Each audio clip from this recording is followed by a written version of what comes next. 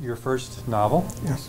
And Doug was telling me that it goes back to when he was a vagabond, back in his vagabonding days, and he was traveling in Germany and wound up staying with a family of Germans who had been resistors during World War II, and that got him interested a lot in this topic. So thank you all for coming out, and please welcome Doug Skopp.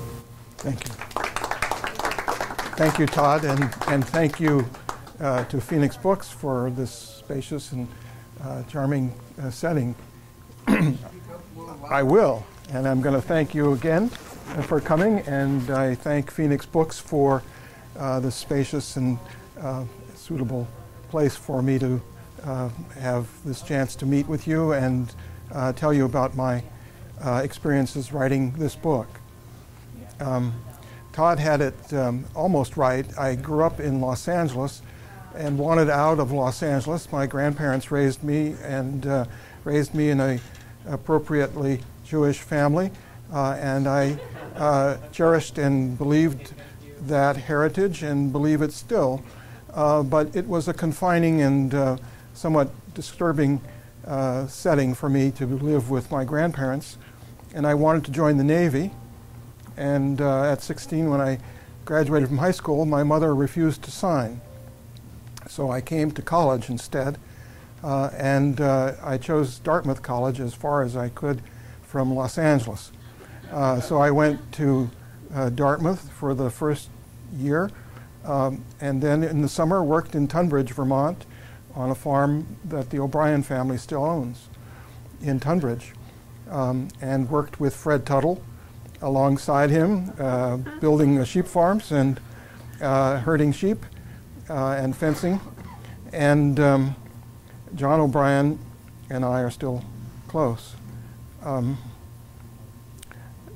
I also met at that farm Eugen Rosenstock-Huessy, who was a professor at Dartmouth and about to retire. And he urged me to think more seriously and more reflectively about my own heritage. Rosenstock-Huessy had a Jewish background too, but he had converted during World War I to become a Protestant. His closest associate in World War I was a school chum who was serving on the Southern Front, he on the Western Front, both cavalry officers. And Franz Rosenzweig became an ardent Jewish philosopher, and Rosenstock became an ardent Christian philosopher. And the two men had exchanged letters during the war in World War I, which were at that time still untranslated. And Rosenstock took an interest in me, and he thought I would benefit from reading these letters in which he found his faith and his Jewish childhood friend found an alternate faith. And so I was to go back to Dartmouth and to learn German. And I was to learn how to read philosophy and serious literature. I didn't succeed in that class. I was more or less able to speak about where the train station was and how to order food, but I didn't succeed in higher philosophy or religious theory and religious thinking. And so I went out of Dartmouth. I left Dartmouth, signed on to a freighter as a seaman, and jumped ship in Sweden and landed in Germany, ultimately with a family that Rosenstock had found for me to help me learn English or German. They couldn't speak English. I couldn't speak German. I got hungry. They taught me German. And that's how that unfolded. And at that time, the war was very ripe and ready and fresh in my nose and my eyes. It had been ended 15 years earlier, but there was still, so to speak, blood on the streets. The library books, where I eventually went to university, were scorched and singed. Students had classes in buildings that had holes in the roofs, and many of them came from families that had lost loved ones in the war. And I soon saw this firsthand when my landlady told me that she was a 14-year-old girl who had been, first of all, forced by the Nazis to pull dead bodies out of the basements of the buildings that she was actively appointed to watch over, which meant she was a body carrier, and then that she was raped several times after the war by French soldiers, all while she was 14.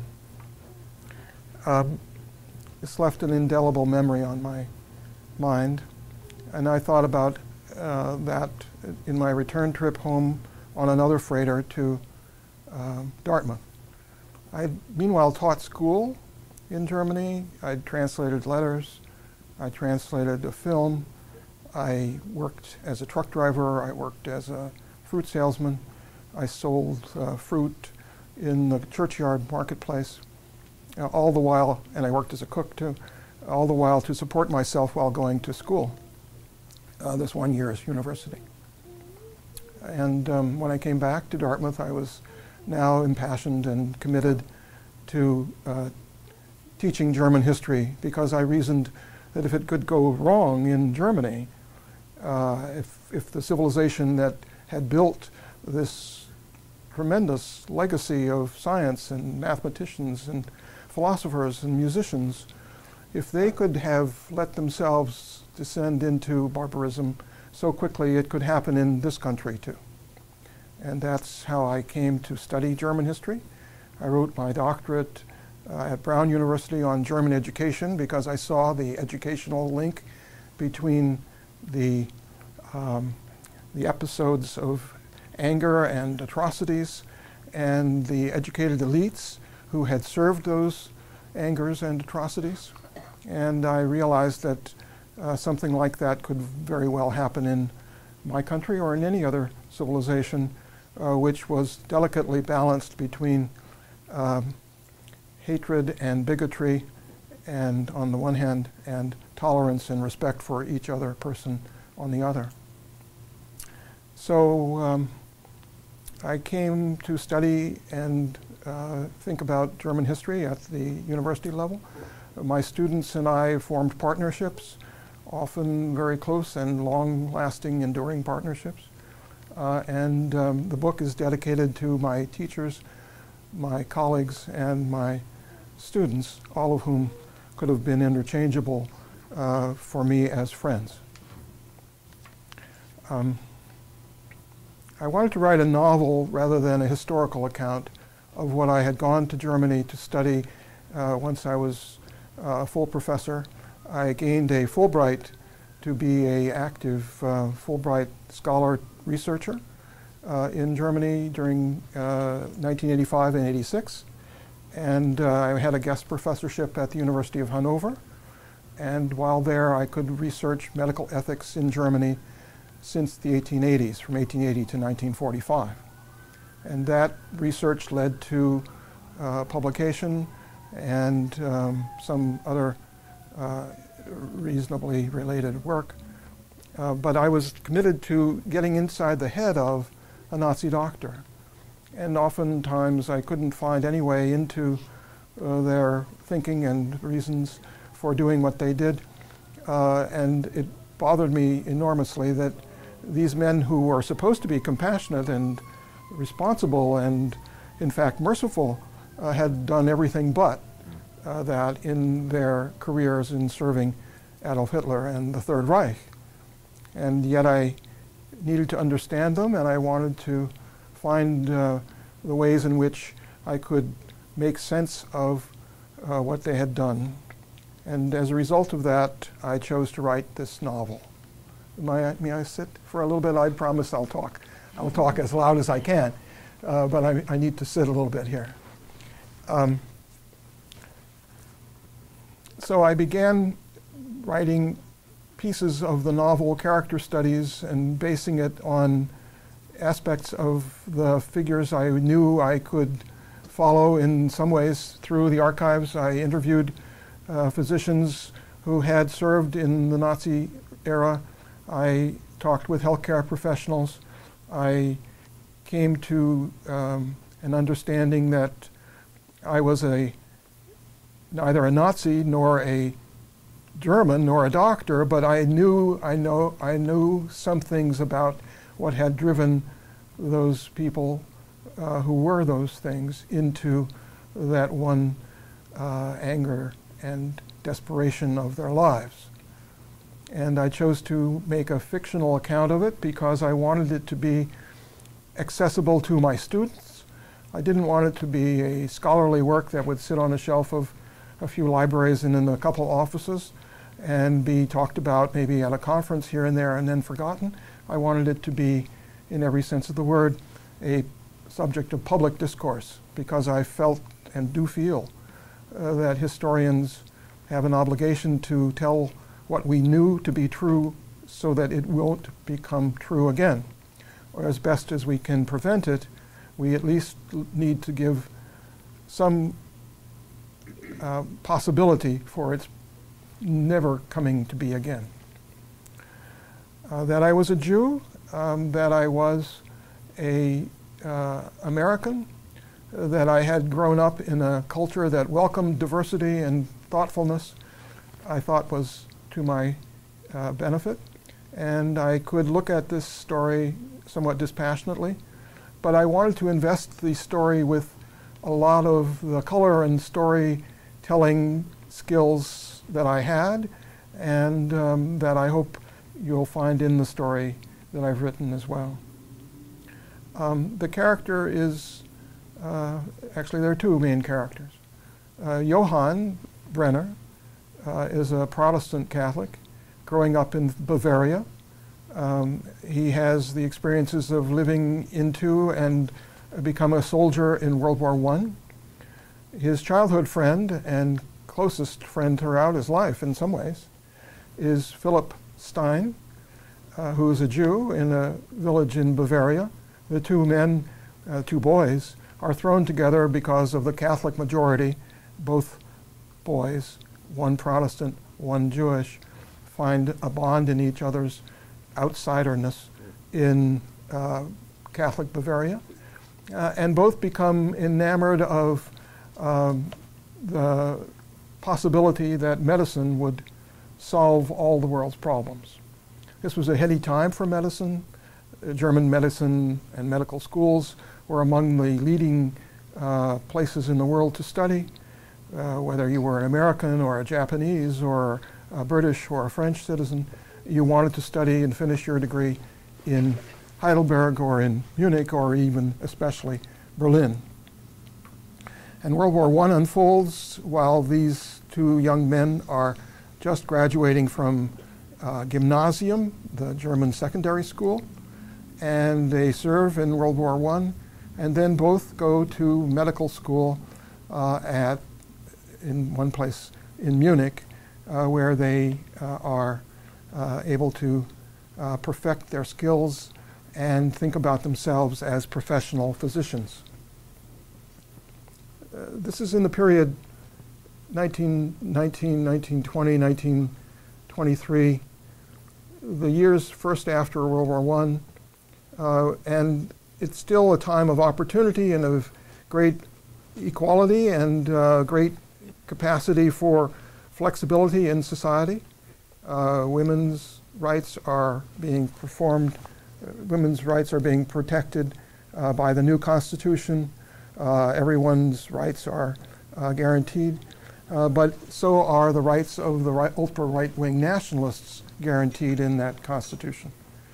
And so are the rights of even ultra-right-wing politicians such as Adolf Hitler, whose autobiography appears in 1924 and who is in many ways a symbol of what is wrong with Germany after the war. Ultra-nationalist, ultra-militaristic, ultra-racist, ultra-hateful, and in every sense of the word, a character out of Dante's Inferno. But with magnetic powers and with powers to persuade others of his seeing and teaching what he feels to be the only way of thinking about the world, which is an anti-Semitic, racist, highly narrow, structured, and very, very angry expression of his own personal beliefs, which matched the personal beliefs of many of the German population. Hitler is especially angry and disturbed by how he feels involved with and disadvantaged by the Jewish population. And he thinks of targeting Jews and rallying the nation around their presence and the hatred that he feels he finds just under the surface in many German expressions.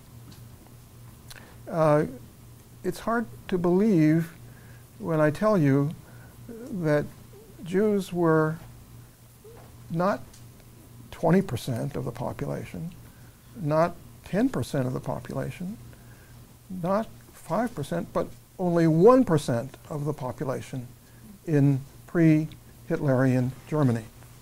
Jews had been welcomed into the country and had found commercial and educational opportunities there that they thrived upon, and they had used those opportunities for their best advantage and genuinely loved their country and loved the country that had given them these privileges. But from Hitler's point of view and from the Nazis' point of view and from other right-wing extremists' point of view, the Jew was an outsider, a vermin, a cancer upon the body politic, and needed to be removed. And so the Nazi Party was born. It had ample fruit and grounds to grow in, and the party came to power in January 1933 as a result of the Great Worldwide Depression. And my story revolves around that period especially. When I've described the history of the period in the fictional way, people tell me that the book makes them understand better why the economy was souring, why the Nazis felt determined to rid the world of the Jews. Hitler once said, if there were no Jews in Germany, I would have had to invent them. And that's the argument that he uses and that his propaganda machine advances to declare war on the Jews, which ultimately becomes the genocidal Holocaust that we know it to be. But it didn't just include Jews. It included trade unionists. It included political activists on the left, socialists and communists. It included gays and lesbians. It included Jehovah's Witnesses and everyone else who politically or socially or culturally wanted to go into the opposition. And it included those people who were handicapped physically or mentally, and they were in fact Hitler's first victims in the euthanasia campaign that was declared in 1938, late 1938. Perhaps I should read a patch out of the novel. This is on the train tracks at Auschwitz. It's an invented conversation, but I have no doubt that the conversation probably could have happened. And speaking is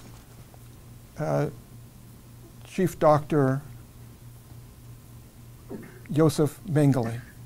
You may have heard of Mengele as the angel of death, the person who perpetrated enormous and grotesque atrocities on living victims and then chose to kill them or let them live. He is without doubt one of Hitler's most ardent followers, and all the worse, he's a physician with the power that he had. And Mengele is speaking here on the train tracks that lead into Auschwitz, with Johann, the German Protestant who becomes a Nazi doctor, and with another doctor who's also there for the first time at Auschwitz. "Do you have a garden, gentlemen?" "Pardon me, sir?" Johann said. "Do you have a garden, I ask? Do you and your wives garden? Vegetables, cabbage, tomatoes, peas, a garden?" Johann looked at Dr. Schetzler, this is the other doctor, who was as puzzled as he was by the question. The two men had arrived at Auschwitz together by train late the day before, both newly assigned to the camp's medical staff. Now they were at trackside waiting for a transport with SS Dr. Joseph Mengele. He already knew that Mengele was important, one of the most important doctors in the camp. Why would he ask about a garden? Schetzler answered first. "I'm not married, Herr Reichsarzt. My parents had a garden when I was a boy, but no, I don't have a garden." "My wife and I don't have much of a garden," Johann said. "A few bushes of red and black currants and some gooseberries that grow in the courtyard behind our apartment building, and a wonderful plum tree. Helga, my wife, tends the berries, but the neighborhood children usually get most of them. My parents used to have a big garden." "No, I don't mean some bushes and a fruit tree. I mean a real garden," Mengele said, "with your seedlings neat and orderly, each in its own row, properly labeled, each tended and watered and sheltered from the wind. That kind of a garden thought out in advance, planned, a deliberate, conscious effort to make something important happen. Just because it concerns cabbages, carrots, and kohlrabi, it should not be thought that such a garden, such a plan, is unimportant." "Yes, when I was a boy near Munich, we had such a garden, Herr Reichsarzt." "Not now," Johann said, still wondering how this topic had appeared. Mengele's voice was clear and strong. He exuded self-confidence and calm, an aura of respectable authority. Where they were walking, however, there was little suggestion of a garden. The rails looked slippery and bright in the rising sunlight, with reddish rust stains on the ties beneath them. Here and there, prisoners on their knees picked cinders out of the rail bed and putting them in little piles along tracks, piles along the tracks for other prisoners to collect. That alone conveyed the image of a garden, the bent men gleaning a stony double row of steel and blackened ties in search of its remaining fruits. "I have always maintained that gardening is essential for balance, for stability, meine Herren," Mengele said. "It provides us with more than sustenance. It restores our connection to the soil. Our Führer tells us this, of course. But it's quite obvious. Our civilization must not forget how to garden. In gardening, you must be willing to weed, to see what is undesirable, what is noxious and disruptive of your plan, and eliminate it. Weeding is as much a part of gardening as is sowing, watering, and harvesting. In fact, if you don't weed effectively and thoroughly, you will have no harvest. Weeds will overrun your garden and rob your plants of nourishment and space. This is a fact of life." Mengele began to slow down, his lecture over. Johann and Schetzler adjusted their pace accordingly. "You understand this, gentlemen?" "Indeed, Herr Reichsarzt," Schetzler said. "I see your point. The Jews are the human weeds. I've always thought so, pushing themselves into our world wherever they can. Despicable creatures. Weeds exactly." Johann said nothing. He thought back to his childhood, to his family's garden in Pollendorf, to his mother bent over a row of onions. He saw himself as a small boy, pulling weeds alongside her. The weeds' fleshy, somewhat hairy, broad leaves were easy to identify among the sprouting onion tops. His mother would say every few minutes, "Only the weeds, Johann, only the weeds. We can't eat them." "Why, Mutti? We are people. We eat onions, not weeds. Birds and squirrels will eat them. But some weeds are very pretty. For one thing, each and everything there is a reason, Johann. Our onions will grow better without the weeds shading them. The weeds have a reason to be, too. They can grow where they like, just not in our onions." Mengele came to a halt and stamped his foot. Johann and Schetzler both stopped abruptly. Johann felt like a dog whose master had stepped on his leash. He turned to look directly at the Reichsarzt, hoping for a chance to say how important he felt their work was, how willing he was to continue the path that now lay clear before the Fatherland, how much he hoped to serve. He needed to say these things, not so much to impress Mengele as to reaffirm to himself his willingness to be there, now that he had seen the camp and heard some stories about what went on there. So the story unfolds. Philip, you'll recall, is a Jew who's married a Christian woman, and as long as they are married, the Nazis have no ability to touch that marriage and harm Philip. But Christine, his wife, is killed in a bombing attack, and that makes Philip a prey for the Nazis, and he's captured and taken to Auschwitz and finds Johann there, coincidentally at Auschwitz, and the two men attempt to reconcile their own difficulties and overcome their own antipathies. You can see, I hope, that this story was difficult to write. It was painful to research and painful to write, and painful, I'm sure it is, to read. It's not a pleasant story in any sense of the word. I know and understand why some people can't read it.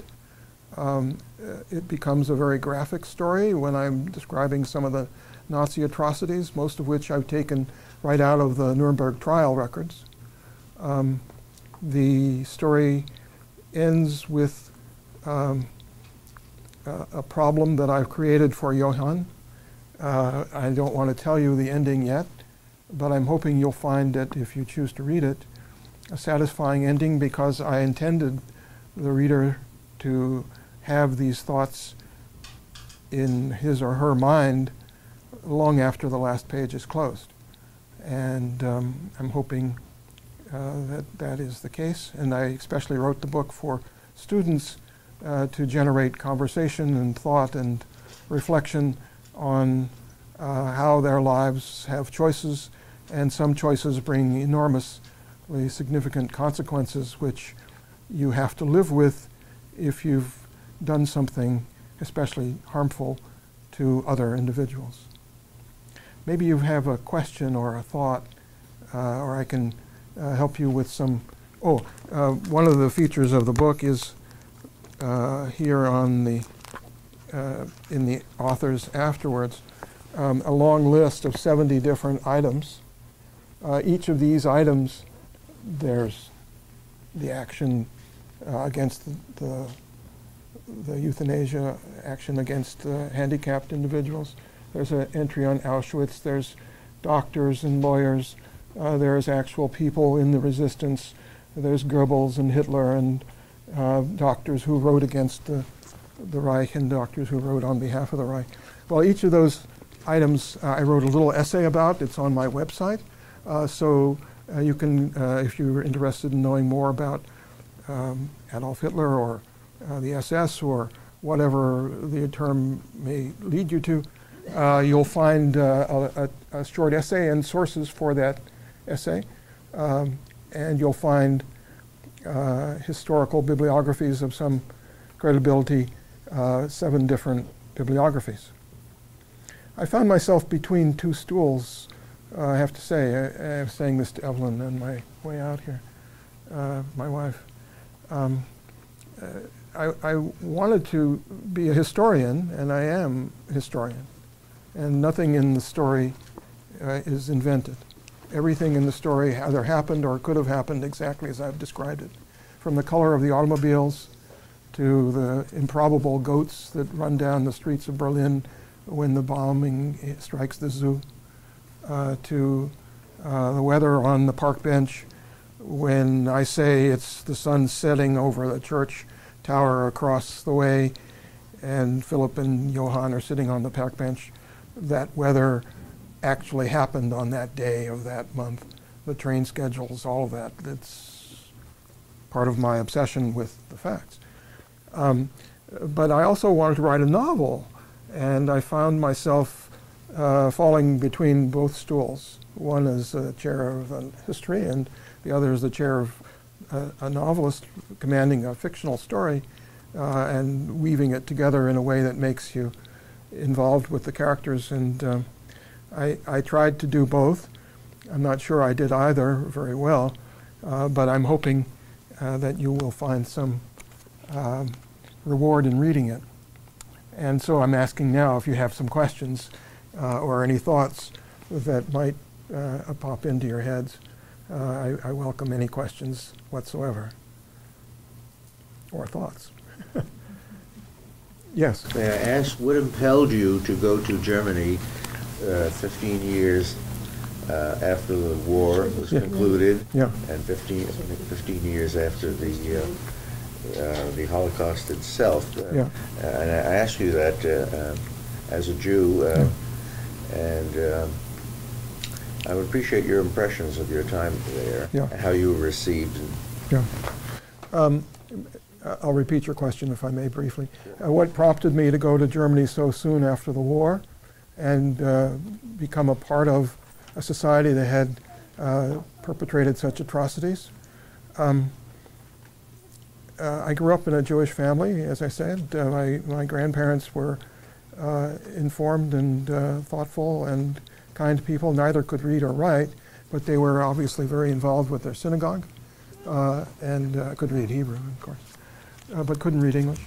And I was the child that they invested all of their energies in as a retired shoemaker and seamstress. My grandmother was a seamstress. My grandfather was a shoemaker. I first heard the word Holocaust, I think, on the radio in the Eternal Night or Eternal Light program. I don't know if you remember that program, but I used to listen to it regularly. My grandfather and I would listen to it. I would read to him in the newspapers, and I guess I wanted to see for myself what they had told me, that all of the Germans are evil. I was a challenged young man in many ways, and I challenged back. And my grandparents, understandably, and quite with reason, thought that the monstrous society that did this must be uniformly brutal.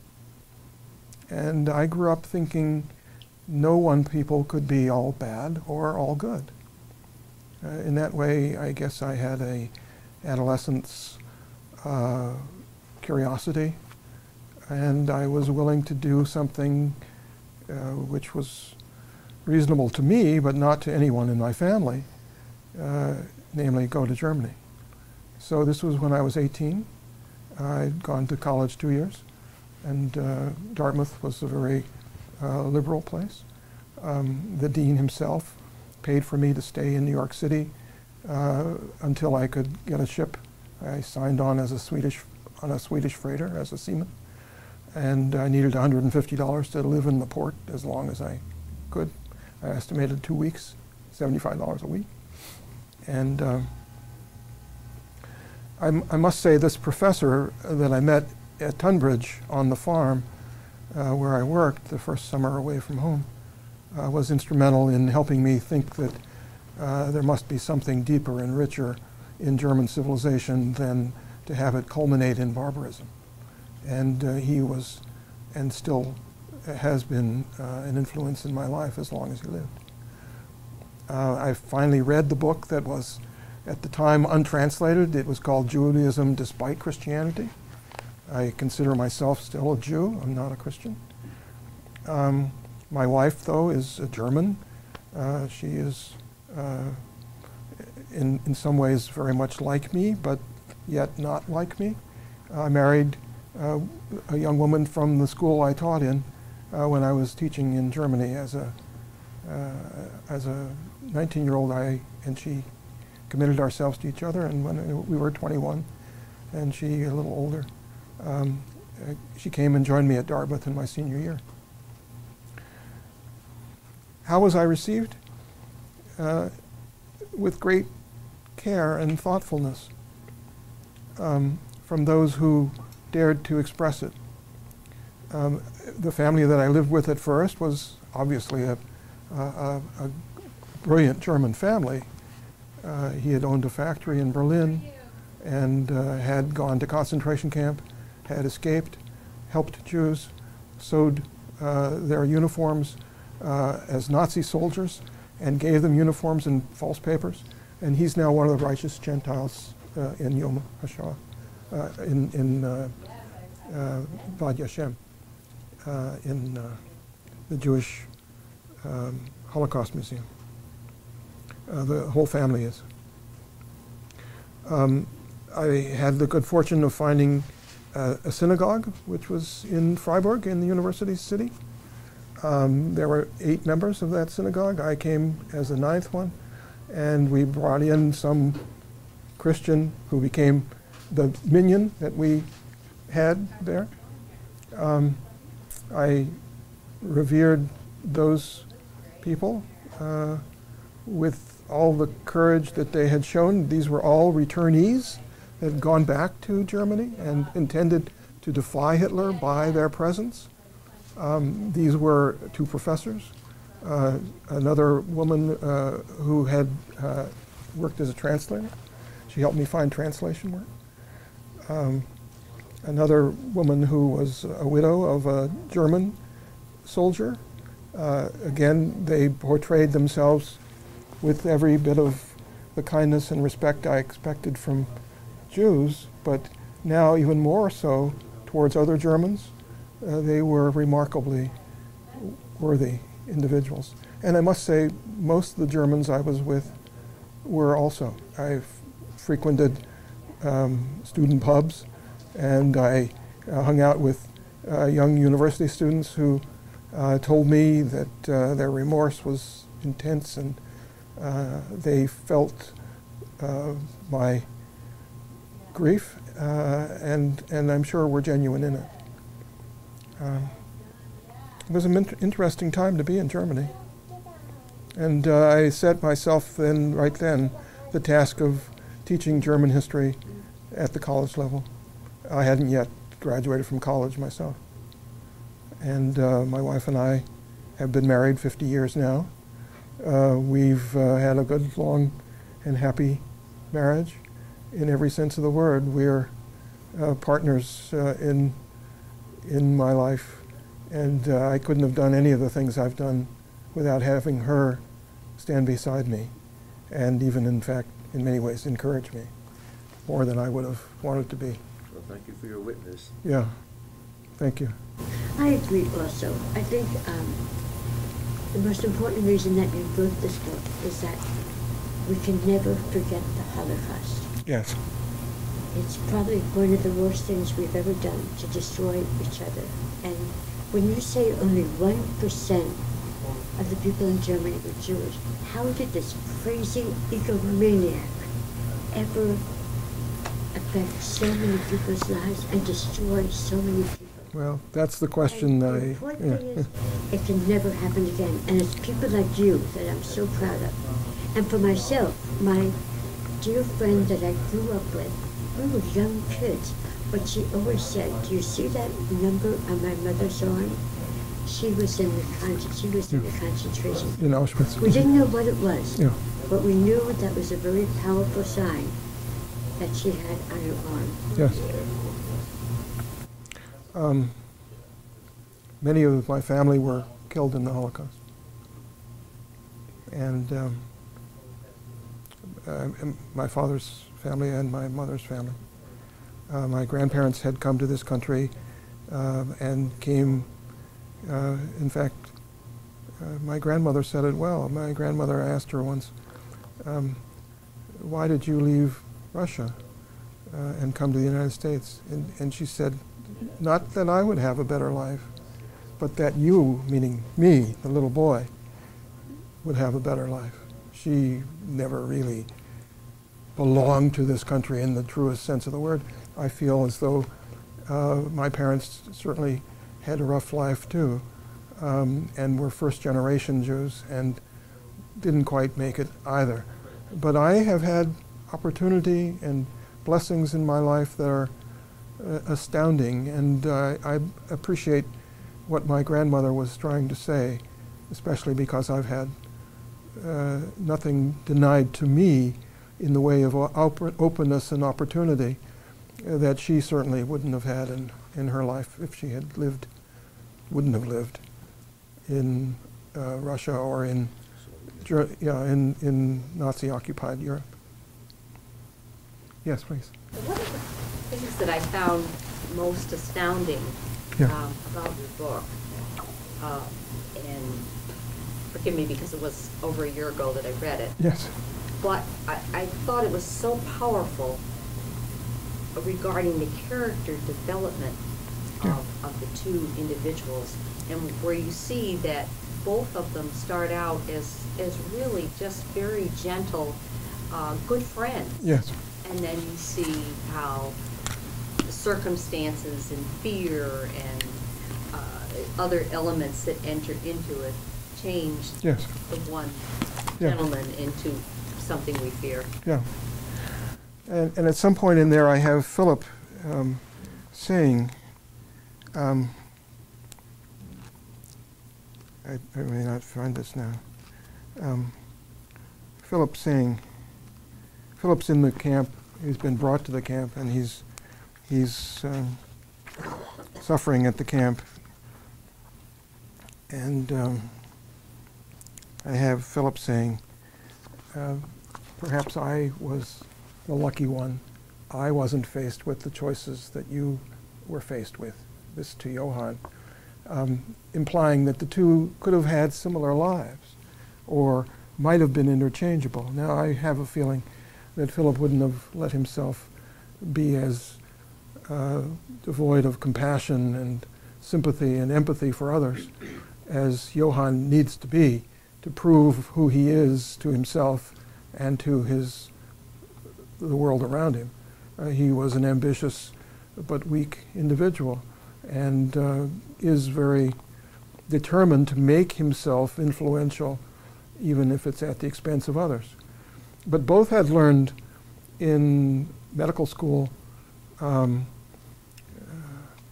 the sense of taking people and using them as objects.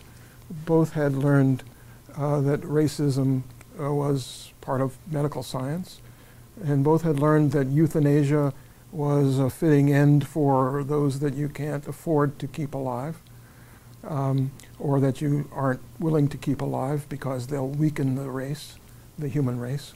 And so that Philip comes through this safely, but alas, loses his life, is just at a precarious balance between the fate that propels him in one direction and propels Johann in another. The story consists of a letter that I've invented that precede the chapters, which tell the story of that particular chapter. So that, for example, chapter 2, the chapter there begins with a letter to his wife, Helga, whom he has become estranged from, and whom he relieves is someplace else, and he decides to write a letter to her when he decides to reveal that he has done what he has done. Dearest Helga, I fear I have lost my soul, and now you. For too long fear has shamed me into silence. Now I must tell you what I have seen, what I have done, what I know others have done, why I thought I was doing so much good and instead did so much harm. I don't know where it all began. Was it in Munich while I was still studying medicine, when I first heard with my own ears the hissing hatred that has brought the ruin down on us? Was it in the First World War? Was it still before that? Oh, my beloved, even if it all began long before we met, I must find the place and time when we Germans chose our terrible future. I remember shadows, and in those shadows spiders hatched, venomous terrors were born. I know I was one. And the book takes that theme as its title, Shadows Walking, and that theme is repeated often through the story. How am I doing? Yeah. Yeah. Personally. Yeah. But, and I have said this to many people, but I really do believe that your book should be required reading. Required reading, either at the college level, the high school level, and as someone said, maybe even at the medical level. Yes. It is extremely powerful. I have mandated as the matriarch of my family that all of my children read it. Thank you. It is truly powerful. Thank you. I appreciate that more than I can say. Well, I mean, it's doing what it's doing, and it's made its way into the world, and now I hope it makes its way a little further. I do know it's been read in high schools and in college classes, and it's being used in first-year medical school, medical ethics courses. So in that respect, it's being introduced to some minds that I'm sure will take it up for whatever they find in it. Yeah. Appreciate that very much. We owe you a great debt. Thank you. Thank you very much. That's very kind of you. I appreciate this chance to talk with you. I'm grateful for the interest you're showing, and I appreciate having the chance to speak to you. Yeah. Thank you so much. Thank you.